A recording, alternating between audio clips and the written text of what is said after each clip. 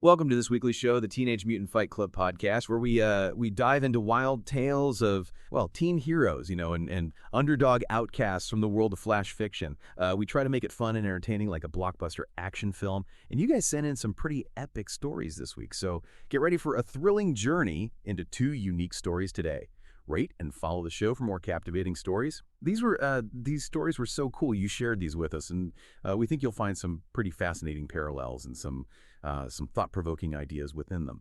Today, we're going on a journey into two flash fiction stories that really grabbed our attention. They both explore this idea of, unexpected heroism and how individuals can tap into their inner strength, even when they're facing seemingly impossible situations. Yeah, totally. We've got a fantastic pairing for you on this journey. Our first story takes us straight into the heart of high school drama, but with a twist. Imagine being a teenager. I mean, you're already dealing with all the usual stuff, and then you suddenly develop this extraordinary ability. You know what I mean? Right. The second story then catapults us way back in time to the brutal reality of ancient Rome, where a gladiator with a significant physical disadvantage becomes a symbol of something way bigger than just surviving, in the arena. So you sent us these two intriguing pieces exploring unexpected strength. Let's start by looking at how that manifests in the contemporary setting with Heartbeat Harmony. Okay, let's unpack this first flash fiction story, Heartbeat Harmony. The central idea here is that our protagonist, a teenager with a newly implanted heart device, discovers that this implant lets them actually feel the emotions of the people around them. Yeah. It's wild. It starts subtly with a kind of hum, that becomes a way for them to sense what others are feeling internally. And we get these initial glimpses. Sarah, the popular girl, her heartbeat is all panicked flutters. And Mr. Diaz, the chemistry teacher, his pulse is it's this heavy drumbeat of what feels like deep despair. Mm-hmm. It's interesting how this inner awareness becomes both a burden and a gift. I mean, do you think this story effectively portrays the initial struggle of being overwhelmed by these emotions, or could it have explored that aspect further? What's fascinating here, and what you might find interesting, is that the immediate overwhelming nature of this new ability. The story really paints high school as already being this emotionally charged environment, and then you layer on the protagonist's newfound sensitivity. You know, the description of lunchtime as an emotional minefield that really sticks with you. You get these snapshots of intense anger, radiating from one table, and then this palpable sense of loneliness from someone else. It's like the volume on everyone's inner turmoil has been like cranked way up for this one person. The story reveals how our internal emotional landscapes, often hidden, are the true battlegrounds, where vulnerability can become a catalyst for connection. And amidst all this emotional chaos, our protagonist finds a connection with Finn, the quiet kid who's always off to the side with his headphones. Interestingly, Finn is also aware that something unusual is going on, with the emotional atmosphere around them. And here's where it gets really interesting. Finn has his own secret, which is a severe claustrophobia, but it's also tied to this fear of actually feeling things. In a world where he feels like everyone is just going through the motions, numb, this shared awareness creates really intriguing dynamic between the two characters. It's almost like they're the only ones who can perceive this hidden layer of reality within the school. Absolutely. It's like they're tuned into a different frequency. Exactly. And it leads to the protagonist's crucial decision, which is to try and make sense of this overwhelming influx of emotions. They start keeping a journal, meticulously tracking names and their corresponding emotional tempos. This isn't just, passively experiencing these feelings. It's an active attempt to understand the why behind them. Consider how this resonates with the way we all try to make sense of the social dynamics around us, even without a literal emotional sensor. Exactly. And through this journaling, they start to see beyond the surface, like Sarah's popularity. It isn't born out of genuine confidence, but from a deep-seated insecurity. Yeah. And Mr. Diaz's seemingly distant demeanor, it's actually a mask for profound grief. It's that classic idea, isn't it, that everyone is fighting their own battles, but this ability gives our protagonist a visceral understanding of that. It makes you wonder how often we might misinterpret someone's behavior based on surface appearances in our own lives, doesn't it? It does. It does. It's like we're all walking around with these hidden depths, and we're only seeing the tip of the iceberg. Yeah. And this understanding leads to a really pivotal moment. The decision to use this ability for good. Importantly, the story emphasizes that it's not about trying to fix people or interfere directly in their lives. Right. Instead, it's about fostering an environment where people feel safe to acknowledge and express their emotions authentically. This raises an important question. I mean, what's the line between helping someone understand their emotions and overstepping personal boundaries? Right. Yeah, that's a good question. Yeah. Yeah. It's tricky. It is. We see these small but significant acts of intervention. A quiet acknowledgement to Sarah that shows they see her underlying fear, planting a suggestion with Mr. Diaz about how he could connect with his students through shared experiences of loss. These aren't grand gestures, but they're these little nudges towards genuine emotional expression. Which all culminates in that dramatic scene in the cafeteria, right? Oh yeah. Yeah. The tension is building. Different groups of students are on the verge of a physical fight, and our protagonist, in a moment of real bravery, climbs onto a table and reveals their ability in this incredibly vulnerable way. Wow. My heart's a freaking Geiger counter. What a line. Yeah. And the impact of that revelation is just fascinating. Instead of being met with disbelief or ridicule, it actually opens the floodgates. Right. Suddenly, students start sharing those hidden feelings. The jock admitting the crushing pressure he's under. The quiet artist confessing her envy. Yeah. It's like by one person being truly vulnerable, it gives everyone else permission to do the same, and that diffused all that built up tension. It's like a chain reaction of empathy. Yeah. One person's vulnerability triggers this cascade of honesty and understanding. That's a really good way to put it. The key takeaway from Heartbeat Harmony for me and perhaps for you listening is this powerful reminder that beneath all the outward appearances and social masks we wear, everyone carries this rich and complex inner world of emotions, and when we take the time to acknowledge those feelings, both in ourselves and in others, it can lead to unexpected moments of understanding and genuine human connection. The protagonist's unfair advantage, as the story calls it, ultimately creates a more authentic and empathetic school environment.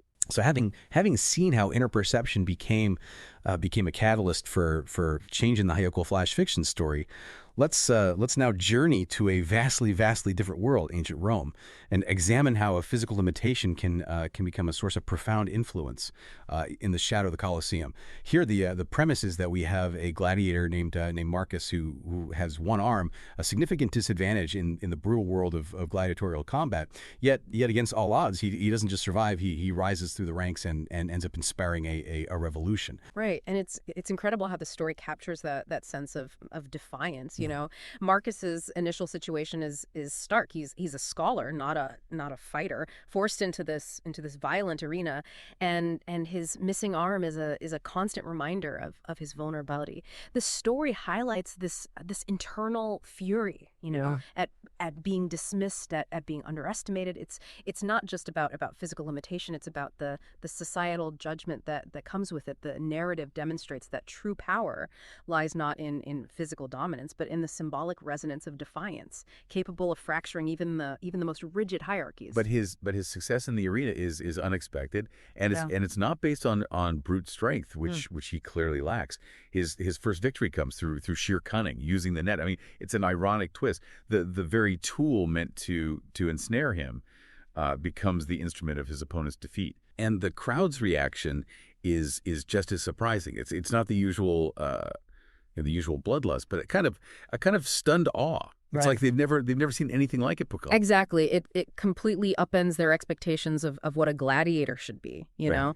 Yep. And Marcus develops this very unique fighting style. It's described as cold focus and calculated movements, a way of exploiting his opponent's weaknesses with precision.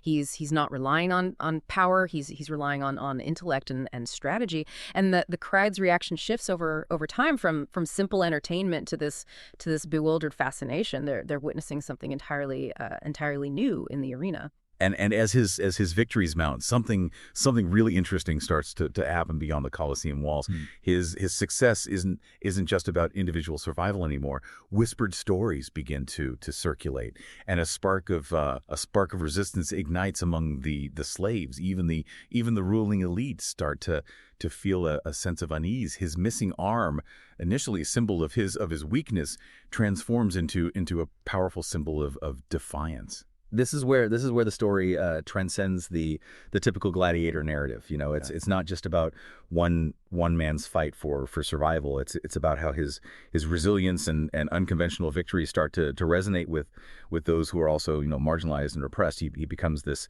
unlikely beacon of hope. We then have this pivotal moment where the emperor himself takes notice. He offers Marcus riches, hints at threats, trying to bring him under control. But Marcus refuses, making this incredibly powerful statement that his fights no longer belong to the emperor, but to the people. It's a real turning point, showing that his motivations have evolved beyond personal gain. Yeah, he's become something much larger than himself. You know, he's a symbol of resistance, of hope for a better future. Exactly. And that leads directly into the climax, the final battle, where he's essentially set up as a sacrifice. But the unexpected happens. His allies within the gladiator compound, the marginalized individuals who have been supporting him turn on the guards, and the crowd. This volatile mix of different social classes erupts in support. It's not just the slaves or the downtrodden. It's a broader sense of dissatisfaction that Marcus has somehow tapped into. The revolution then spills out beyond the Colosseum into the streets of Rome. It's not a neat organized rebellion, but this outpouring of collective desire for something more than just the spectacle of violence. It's like this raw, untamed energy that's been building beneath the surface, and Marcus's fight is the spark that ignites it. Yeah, it's like he's given them a voice that they didn't even know they had. And the ending is deliberately ambiguous. Marcus disappears in the chaos, becoming a legend rather than a ruler or a new emperor. This reinforces the idea that his impact wasn't about seizing power for himself, but about igniting a fundamental shift in the collective consciousness. So the lasting impact of the shadow of the Colosseum is this potent reminder that even individuals who seem powerless can spark significant change. It's not just about physical strength, but about resilience, intelligence, and the ability to inspire others. The focus shifts from individual survival in a brutal system to collective action and a questioning of the very foundations of power.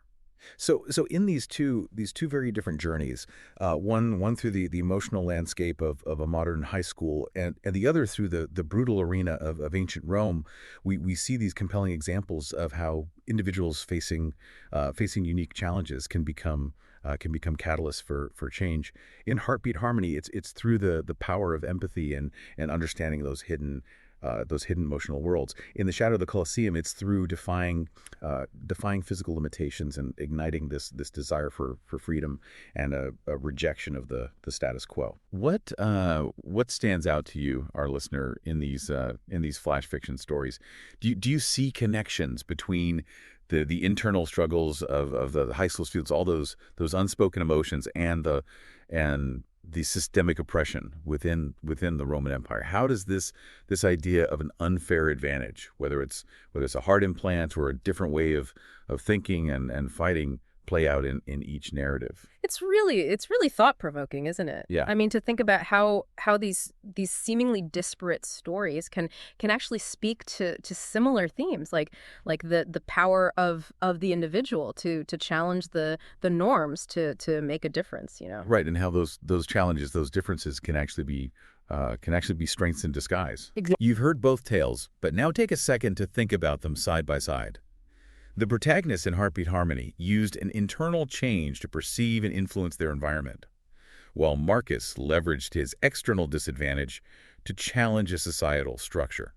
What does this tell us about the different forms heroism can take? Yeah, and it really makes you think about the hidden emotions that might be swirling around you in your own daily life, and the unexpected sources of strength and even rebellion that can emerge in any environment, no matter how seemingly stable or predictable it might be. We hope this journey into these flash fiction stories has sparked some interesting thoughts for you. We encourage you to revisit these stories and perhaps even explore the themes of empathy, resilience, and revolution further on your own. There's so much to unpack there. You know, it's really worth digging deeper. Yeah, absolutely. Thank you for joining us on the Teenage Mutant Fight Club podcast. Until our next weekly show, keep those curious minds engaged. Keep exploring, keep questioning, keep fighting the good fight. See you next time.